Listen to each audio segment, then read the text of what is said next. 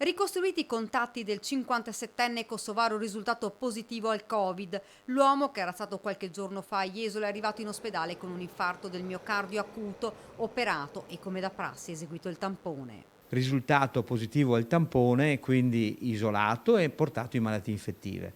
Resta in ospedale chiaramente perché, essendo stato da poco operato al cuore, verrà seguito dall'equipe di cardiologia e malattie infettive.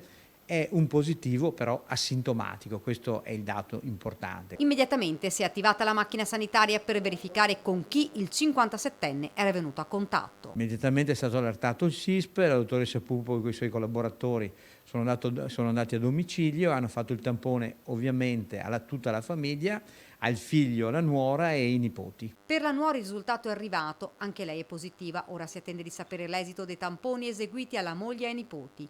L'uomo non lavorava, quindi nessun contatto lavorativo. Una ventina di giorni fa sembra fosse tornato dal Kosovo, poi ci sarebbe stata la gita a Jesolo con la famiglia. Ieri il malore. Se non ci saranno ulteriori problemi, spiega Benazzi, dopo il decorso operatorio l'uomo è stato infatti operato in cardiochirurgia e di 14 giorni canonici per la positività al coronavirus potrà tornare a casa. E da Susegana arriva un'altra notizia: due operai impiegati sulle linee di produzione dello stabilimento di Electrolux, che avevano aderito ai test sierologici volontari promossi dall'azienda, avrebbero manifestato anticorpi apparentemente compatibili con il Covid. I due operai saranno sottoposti al tampone, poi sarà l'ULSS a prendere eventuali decisioni.